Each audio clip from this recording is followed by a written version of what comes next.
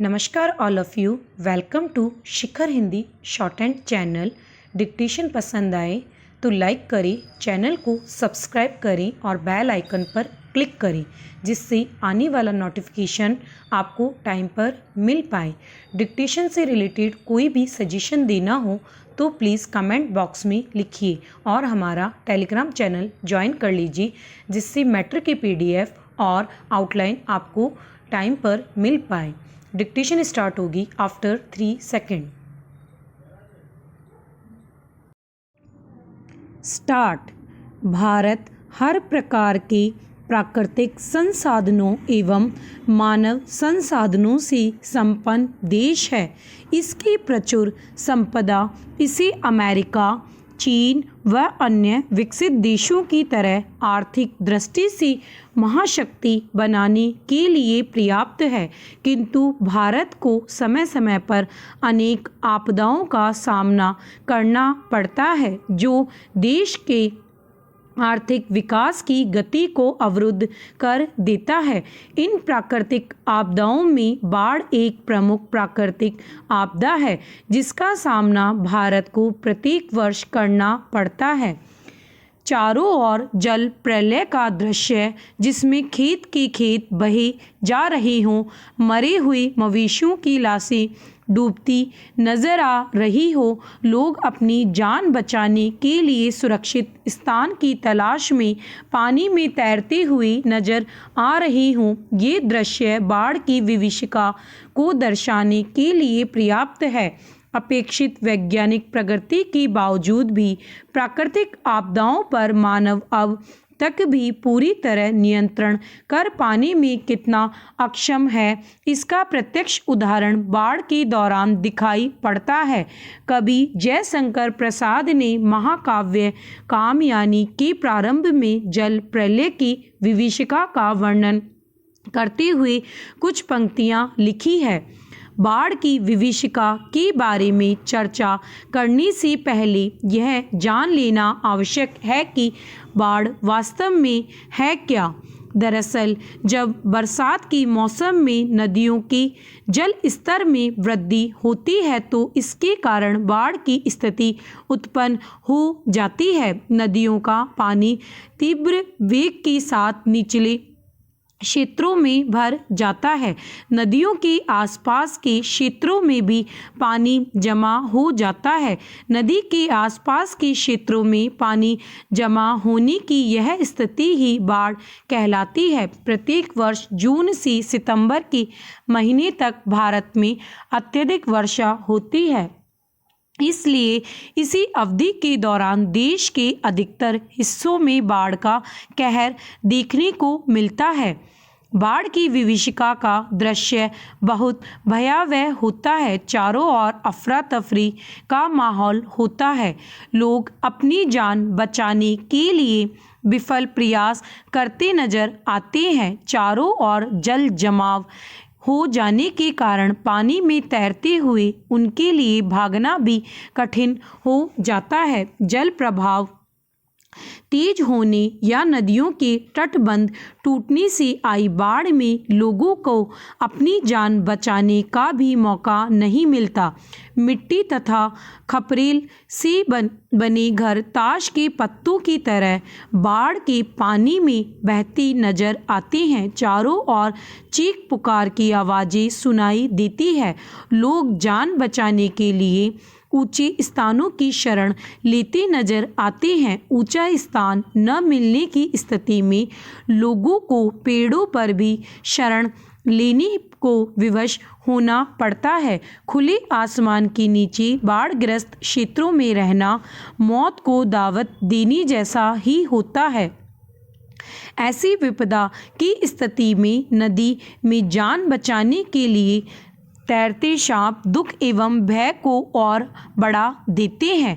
सरकार द्वारा लोगों को बचाने के लिए नावों एवं हेलीकॉप्टरों से खाद्य सामग्री उन तक पहुंचाने का प्रबंध भी किया जाता है। लोग इन खाद्य सामग्रियों पर जानवरों की भांति टूट पड़ते हैं। इस प्रकार बाढ़ की विभीषिका मानव को पशु बनने के लिए विवश कर देती है। लोग अपनी जान बचाने के लिए कुछ भी करने को तैयार रहते हैं।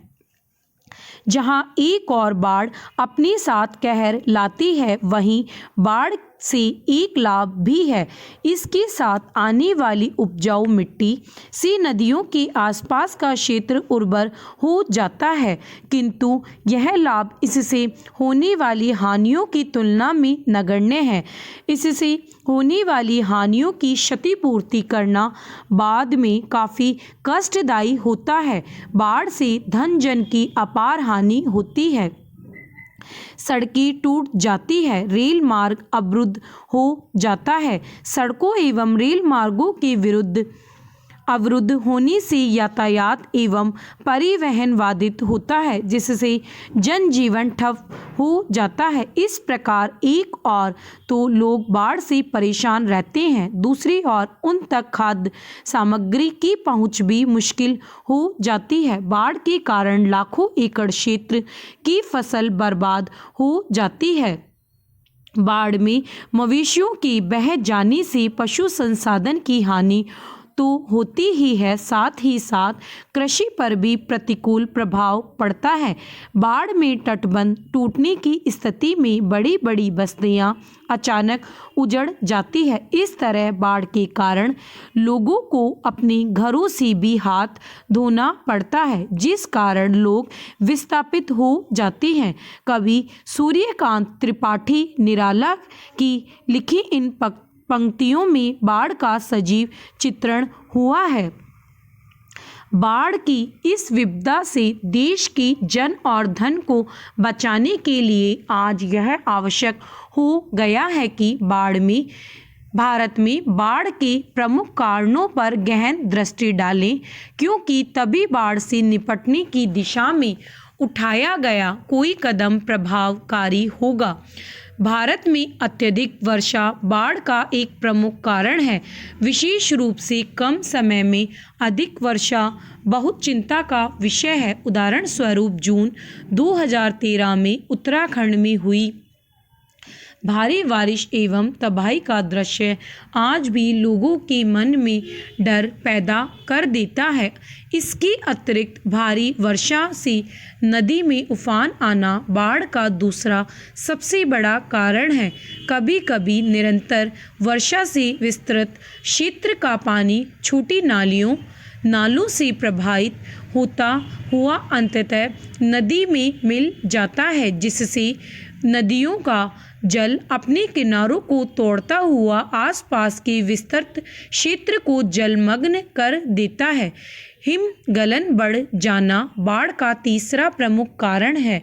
इससे विशेष रूप से उत्तर भारत में हिमालय से निकलने वाली नदियों जैसे गंगा, यमुना, कोसी और ब्रह्मपुत्र इत्यादि में हिमालय की बर्फ के कुछ बहुत अधिक मात्रा में पिघलने से बाढ़ आती है। नदियों में पानी की बहाव से लाई गई मिट्टी या रेत देश में बाढ़ का एक अन्य प्रमुख कारण है। नदियों की तलहटी में पानी के बहाव से जमी हुई मिट्टी या रेत नदियों की जल वहन क्षमता को कम कर देती है।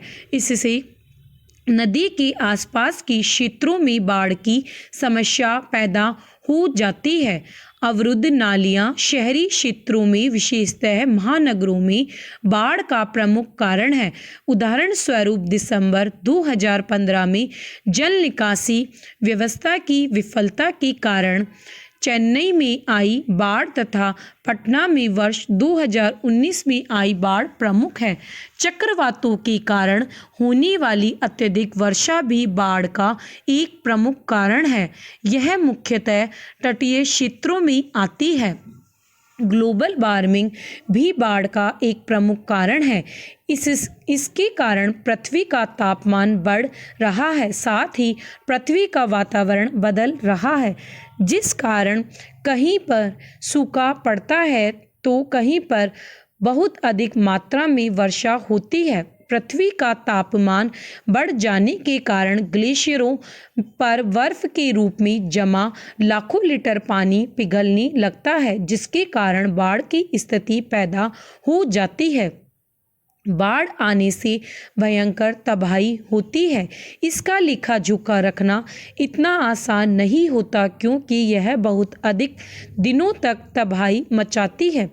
इसमें बाढ़ आने पर भी हानि होती है और बाढ़ का पानी सूख जाने पर भी इसके दुष्परिणाम बहुत है। जनहानि: बाढ़ के आने के कारण एक क्षेत्र विशेष पूरा पानी में डूब जाता है, जिस कारण वहां रहने वाले कई लोगों एवं पशुओं की मृत्यु हो जाती है। धनहानि: बाढ़ के कारण चारों ओर जल ही जल होता है, जिससे वहां पर होने वाले उद्योग धंधे बंद हो जाते हैं। साथ ही कई लोगों की जीवन भर की पूंजी द्वारा बनाए गए मकान और इमारतें ढह जाती है और भी बहुत सी कीमती वस्तुएं खराब हो जाती है, जिससे आर्थिक हानि होती है। जहां एक और बाढ़ अपने साथ कहर लाती है, वहीं बाढ़ से एक लाभ भी है। इसके साथ आने वाली उपजाऊ मिट्टी से नदियों के आसपास का क्षेत्र उर्वर हो जाता है, किंतु यह लाभ इससे होने वाली हानियों की तुलना में नगण्य है। इससे होने वाली हानियों की क्षतिपूर्ति करना बाद में काफ़ी कष्टदायी होता है। बाढ़ से धन जन की अपार हानि होती है। सड़कें टूट जाती है, रेल मार्ग अवरुद्ध हो जाता है। सड़कों एवं रेल मार्गों के अवरुद्ध होने से यातायात एवं परिवहन बाधित होता है, जिससे जनजीवन ठप हो जाता है। इस प्रकार एक ओर तो लोग बाढ़ से परेशान रहते हैं, दूसरी ओर उन तक खाद्य सामग्री की पहुंच भी मुश्किल हो जाती है। बाढ़ के कारण लाखों एकड़ क्षेत्र की फसल बर्बाद हो जाती है। बाढ़ में मवेशियों के बह जाने से पशु संसाधन की हानि तो होती ही है, साथ ही साथ कृषि पर भी प्रतिकूल प्रभाव पड़ता है। बाढ़ में तटबंध टूटने की स्थिति में बड़ी बड़ी बस्तियां अचानक उजड़ जाती है। इस तरह बाढ़ के कारण लोगों को अपने घरों से भी हाथ धोना पड़ता है, जिस कारण लोग विस्थापित हो जाते हैं।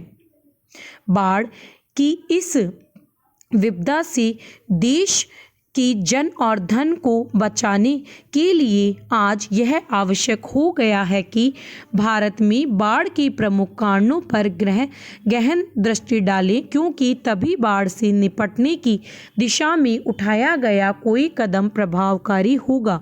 भारत में अत्यधिक वर्षा बाढ़ का एक प्रमुख कारण है। विशेष रूप से कम समय में अधिक वर्षा बहुत चिंता का विषय है। उदाहरण स्वरूप जून 2013 में उत्तराखंड में हुई भारी बारिश एवं तबाही का दृश्य आज भी लोगों के मन में डर पैदा कर देता है। इसके अतिरिक्त भारी वर्षा से नदी में उफान आना बाढ़ का दूसरा सबसे बड़ा कारण है।